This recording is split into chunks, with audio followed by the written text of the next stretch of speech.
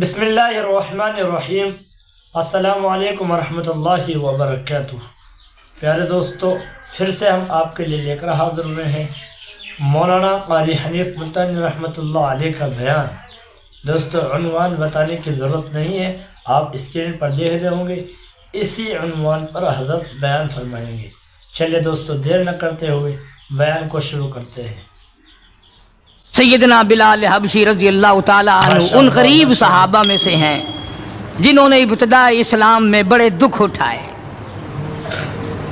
بڑی پریشانیاں جھیلی۔ صرف کہنے سننے کی بات نہیں، اور خداوند عالم نے ان کے مقدر جگائے۔ اللہ تمہیں توفیق دے، تم سارے کے سارے حج بیت اللہ کرو، مکے جاؤ، جا کے دیکھو جس مقام پہ سیدنا بلال نے کوڑے کھائے، مار کھائی، آج وہاں مسجد بنی کھنی ہے، اور کوڑے مارنے والے جہاں رہا کرتے تھے وہاں بیت الخلا بنا ہوا ہے۔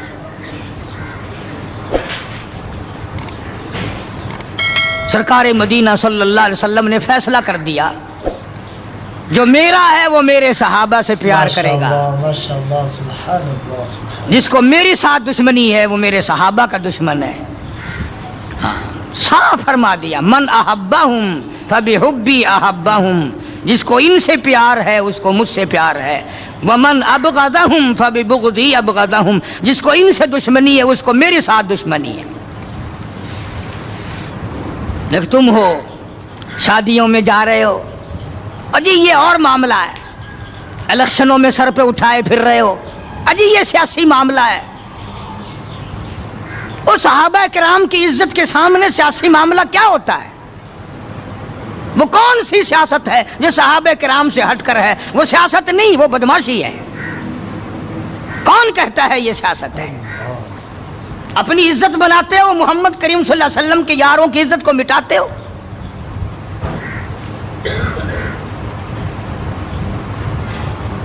قربان جاؤں ان حضرات پہ، تم تو اب بھی نہیں سمجھ سکے ہوگے میں کن کی بات کر رہا ہوں۔ او حاجیو، نمازیو، تمہیں ساری زندگی میں آج تک خواب میں بھی مدنی کریم صلی اللہ علیہ وسلم کی زیارت نہیں ہوئی۔ بلال وہ تھا جس نے اپنی زندگی میں لاکھوں کروڑوں مرتبہ حضور کا دیدار کیا ہے۔ سرکار دو عالم صلی اللہ علیہ وسلم کے گھر کا ساز و سامان لاتا ہے، اور یہ مرتبہ یوں ہی نہیں ملا، ہاں مفت میں نہیں مل گیا، بڑی مصیبتیں اٹھائی ہیں، بڑی تکلیف جھیلی ہیں۔ امیہ ابن خلف مکے کا بہت بڑا بدماش قسم کا کافر غلام ہے۔ امیہ ابن خلف بہت بڑا سردار ہے مکے کا۔ حضرت بلال رضی اللہ تعالی عنہ اس کے غلام ہیں، زر خرید ہیں۔ امام الانبیاء محبوب کبریا حضرت محمد مصطفیٰ صلی اللہ تعالی علیہ وسلم کا دیوانہ پروانہ، جان نثار، جان پہ کھیلنے والا بلال، سرکار کے چہرے انور کا دیدار کیا تو کلمہ پڑھ بیٹھا۔ امیہ ابن خلف کو پتہ چلا، بلال کو مارنا شروع کیا، سارا دن مارتا ہے، لوہے کی زرہ پہنا کر دھوپ میں سارا دن لٹائے رکھتا ہے، گرم ہو جاتی ہے، بدن جل جاتا ہے، سارا دن نمبر وار پٹائی کرتے ہیں۔ شام کے وقت سیدنا بلال رضی اللہ تعالیٰ عنہ کے پیروں میں رسے ڈال کر مکے کے لڑکے گلیوں میں گھسیٹے پھرتے ہیں۔ جس گلی سے گزارا جاتا ہے عورتیں پوچھتی ہیں کیا بات ہے، نوجوان پوچھتے ہیں کیوں مارتے ہو، مارنے والے جواب ایک دیتے ہیں، غلام امیہ ابن خلف کا ہے، کلمہ کالی کملی والے کا کیوں پڑھتا ہے؟ چمڑا اڑ گیا، ہڈیاں سالم نہ رہی، روزانہ گھسیٹا جاتا ہے، روزانہ مارا جاتا ہے، روز مار کے امیہ ابن خلف تھک گیا۔ ماشاءاللہ ماشاءاللہ سبحان اللہ۔ खुद भी दूसरे लोग भी इमदाद को आते हैं काफिर की। सैयदना बिलाल रज़ियल्लाहु ताला अन्हु के गले पे पाँव रखकर पूरा वजन डाल देता है, सीने पे पत्थर की चट्टान रखता है, कमर के नीचे दहकते हुए भड़कते हुए कोयले और शोले हैं। आग बुझ जाती है मगर बिलाल गरीब को छोड़ा नहीं जाता। आज कोई मार खाएगा औरतों के पीछे, कोई जमीन के पीछे, कोई दौलत के पीछे, कोई मकान की वजह से, कोई दुकान की वजह से, कोई कुर्सी की वजह से, कोई शहनशाहियत की वजह से, कोई वजारत की वजह से, कोई सफारत की वजह से बिलाल मार खाता है। कुरान कहता है वऊदू फी सबीली वकातलू वकुतिलू लौ कफ्फिरन्ना अन्हुम। खुदा कहता है ये वो लोग हैं जिन्होंने मार खाई मेरी राह में, मेरे नाम पे मार खाई, मेरी वजह से मार खाई। जुबान पर मुसीबत आई, जान पर मुसीबत आई, माली तकलीफ पहुंची, भूख प्यास की तकलीफ उठाई। खुदा फरमाते हैं मेरा बंदा तकलीफ उठाता है, मैं सामने खड़ा होकर देखता हूँ वऊदू फी सबीली, और मेरे बंदे मैं तुझे देख रहा हूँ, मेरे नाम पे तुझे मार पड़ रही है। जनाबे बिलाल हबशी रज़ियल्लाहु ताला अन्हु की ज़ात अक़दस है, मार मार के थक गए, उकता गए, सजा दे दे कर थक गए, मगर बिलाल अपने ईमान में, अपने यकीन में, अपनी तौहीद में, ख़त्मुल मुरसलीन सल्लल्लाहु अलैहि वसल्लम की रिसालत में किसी किस्म की मिलावट करने को तैयार नहीं। तुम्हें तो आज अगर थोड़ा सा कोई कह दे कि इस साल कारोबार में तुझे मुनाफा इसीलिए तो नहीं हुआ कि तूने फलाने बाबे को नहीं माना, फलाने बाबे की पूजा नहीं की, फौरन करवट बदल जाता है।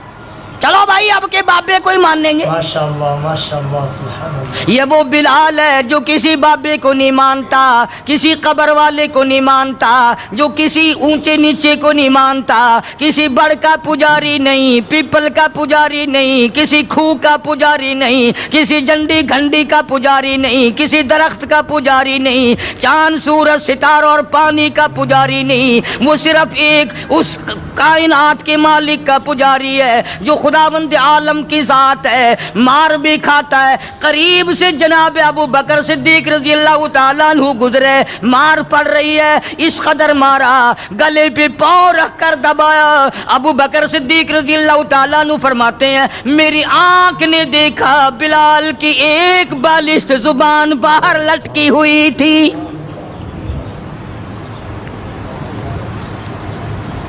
कमाल है, इतनी तकलीफ उठा रहा है। जब भी जरा सा पाँव पर को हटाया, सांस आया, फौरन आवाज लगाता है अल्लाहु अहद, मेरा खुदा एक है, मेरा माबूद एक है, मेरा कारसाज एक है, मेरा पैदा करने वाला एक है, मेरी जान का मालिक एक है। वल्लाहु अला कुल्ली शैइन कदीर, वही हर चीज पे कादिर है। मेरी जान पे भी उसी की कुदरत है, मेरे यकीन पे उसी की कुदरत है। और मारने वालों मैं सच्चा आशिक हूँ, तुम मारते थक जाओगे, मैं मार खाता ना थकूंगा। इसलिए जिसकी वजह से मार खा रहा हूँ वो हय्यु क़य्यूम है, मैं उसी का बंदा हूँ।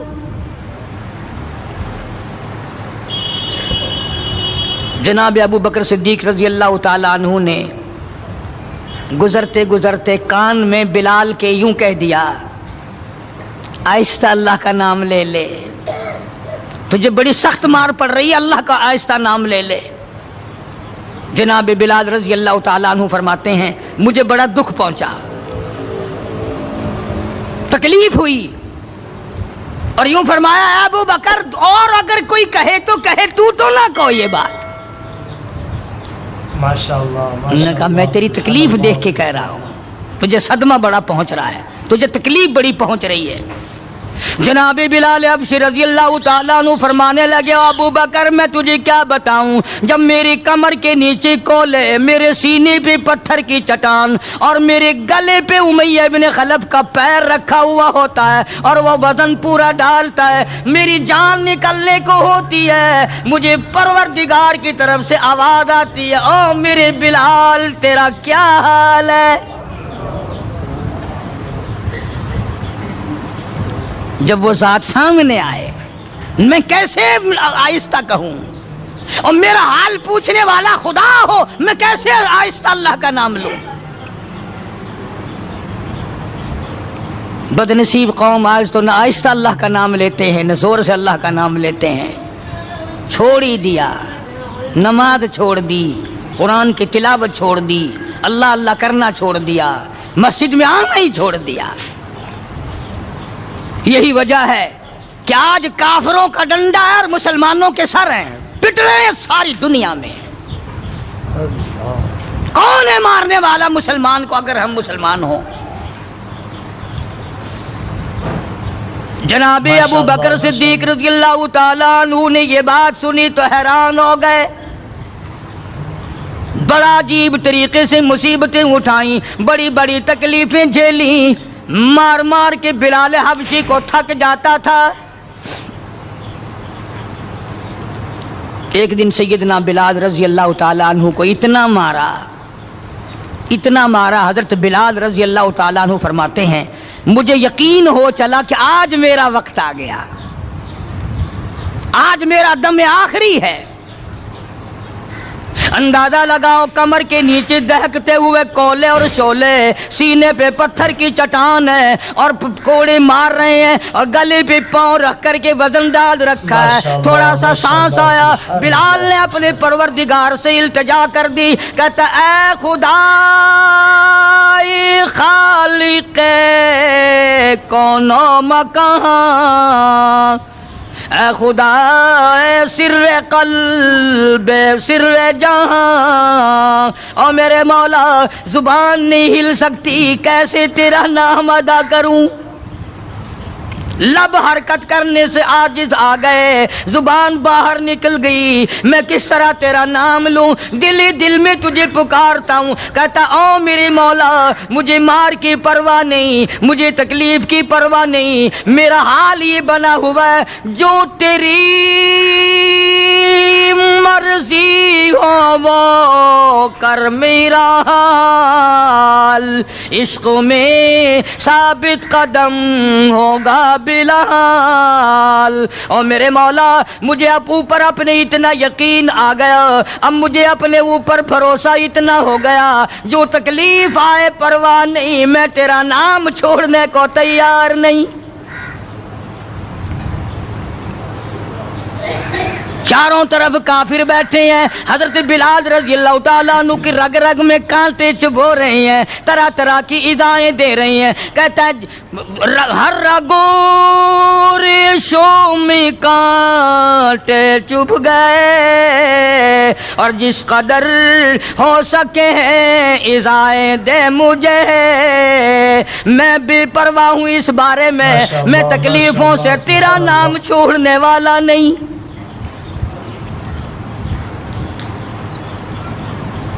جناب ابو بکر صدیق رضی اللہ تعالیٰ عنہ نے حال دیکھا،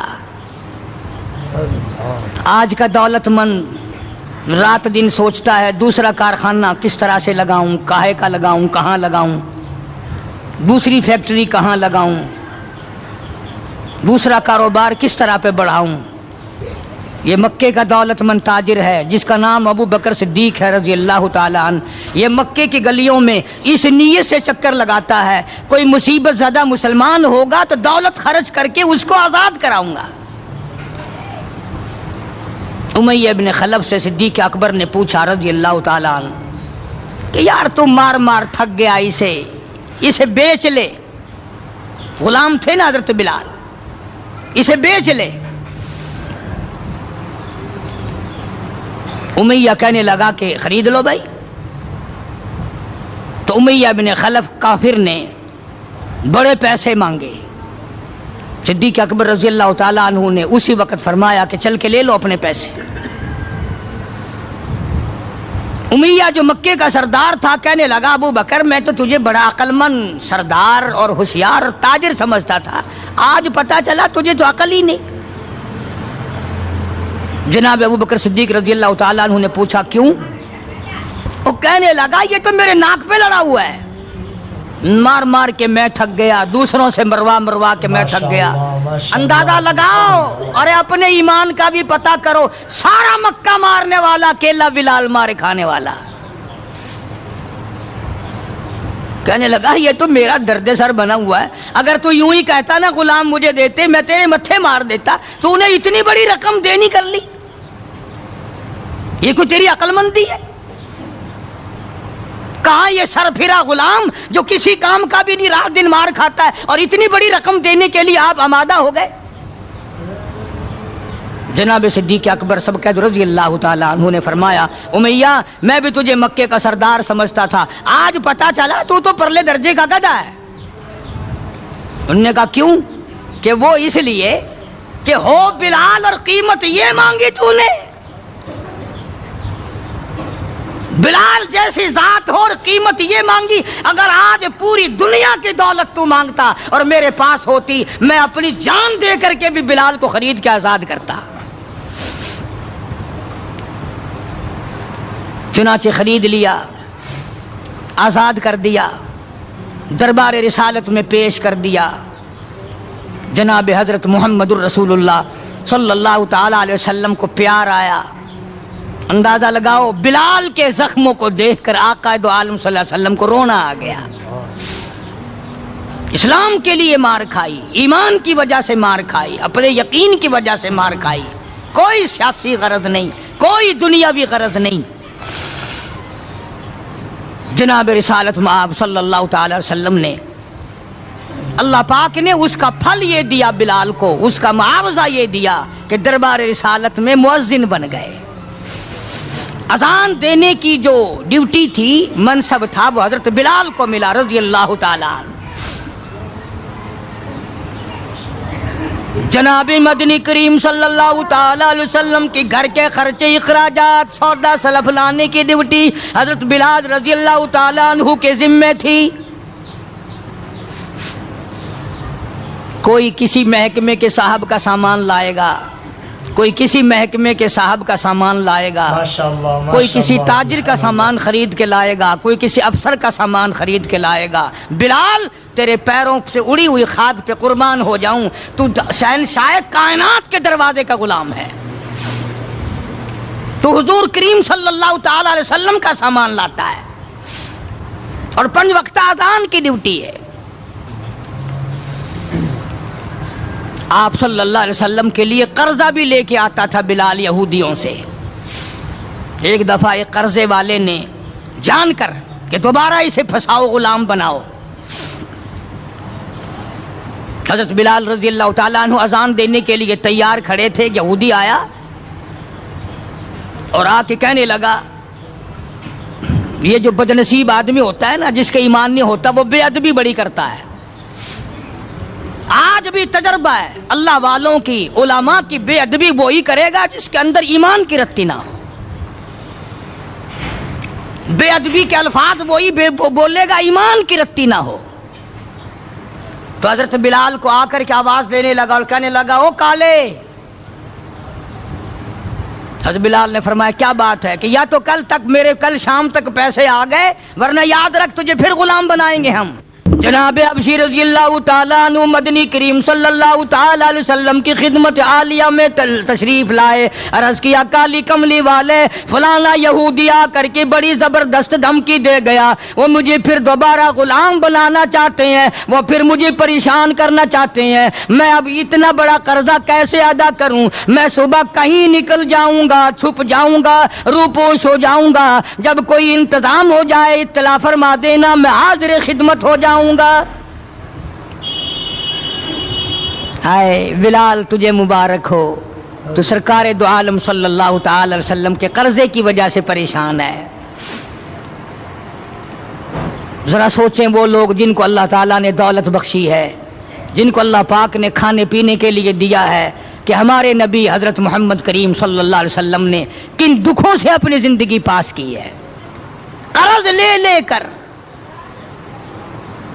सिर्फ कर्ज नहीं, आज हम यहूदी बन के मर रहे हैं, ईसाई बन के मर रहे हैं, काफिर और मुशरिक बन के मर रहे हैं। उनकी रीस है हर मामले में, उनके तरीके को अपना अपना करके आज मुसलमान नौजवान बड़े खुश होते हैं। तुमने हजारों मर्तबा सुना होगा, आओ शहंशाह कायनात का वो लिबास तो देखो जिस लिबास में हुजूर सल्लल्लाहु अलैहि वसल्लम की वफात हुई है। 11 पेमंद उस लिबास में थे जिस लिबास में हजरत मुहम्मदुर रसूलुल्लाह सल्लल्लाहु अलैहि वसल्लम की इस दुनिया फानी से रुखसती हुई है। ये बटन नहीं लगाते हम लोग, बटन की जगह कांटे चुभे रहते थे, कांटे चुभो लिए जाते थे। तो बिलाल निकल गए मदीने पाक से खौफ के मारे कि यहूदी परेशान करेंगे कर्जे के लिए।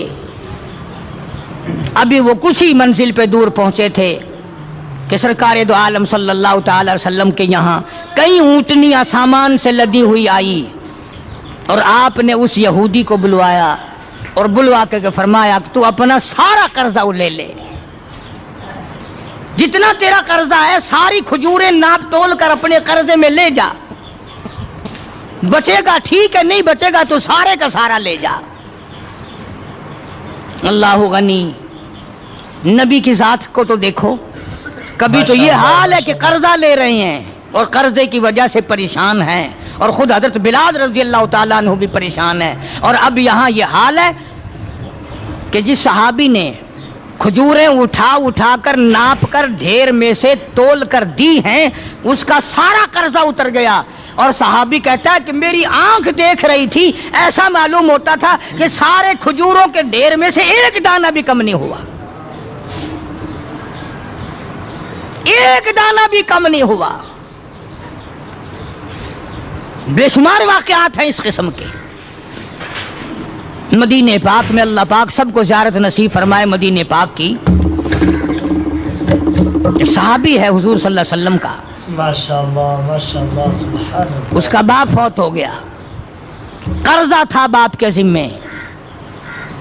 उसने सारे सीजन की खजूरें इकट्ठी की और ढेर लगाकर सरकार दो आलम सल्लल्लाहु अलैहि वसल्लम की खिदमत आलिया में आया कि जी फलां आदमी का मेरे अब्बा के जिम्मे कर्ज है, वो आप खड़े होकर उतार दें, अपने सामने वो कर्जा उतरवा दें। सारी खजूरें मैंने संभाल के रखी हैं, बच्चों को एक दाना नहीं दिया मैंने। कैसे लोग थे जो बाप के कर्जे का फिक्र करते थे, अब तो अल्हम्दुलिल्लाह अपने कर्जे का फिक्र नहीं। अगर मैं मर गया तो कौन देगा, बल्कि खुश हैं, कर्जा मार के मर जाने पे लोग खुश हैं। हालांकि कर्जा ऐसी चीज है कि हुजूर करीम सल्लल्लाहु ताला अलैहि वसल्लम ने जब तक ये पूछ न लिया, कभी भी किसी का जनाजा नहीं पढ़ाया जब तक ये पूछ न लिया कि इसके जिम्मे किसी का कर्जा तो नहीं। और अगर पता चला कि है तो फरमाया जामिन बनो, कौन देगा। और अगर जामिन कोई नहीं बना तो हुजूर ने किसी सहाबी से जनाजा पढ़वा दिया, खुद जनाजा छोड़ दिया। ये थोड़ी बात है कि नबी जनाजा छोड़ दे। आज लोग गस्से मारते हैं, बड़े खुश होते हैं, कोई गल नहीं, असा कोई भजे हुए ने। आदमी अपना कर्जा जो मंगा के मड्डी च आ गए हैं, भज गए किताई, देना नहीं, डरता नहीं, अगर मैं मर गया तो मेरा कर्जा कौन देगा।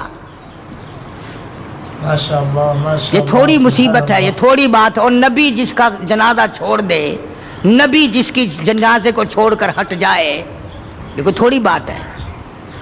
पहले लोग दुआएं मांगा करते थे, या अल्लाह मकरूज बना के ना मारियो, और अब दुआ करते हैं या अल्लाह जितना गड़गप्पा करके मरूं उतना ही अच्छा। बेईमानी करके मरना चाहते हैं, लोगों का पैसा खा के मरना चाहते हैं, फनकारी करके मरना चाहते हैं। शर्म नहीं, ये कोई मौत है, ये कोई मरना है, ये तो लानत की मौत है। किसी का खा के मर जाओ, जब वो सुनता है तो कहेगा नहीं, और तुझ पर खुदा की लानत हो, मेरा रुपया खा के मर गया।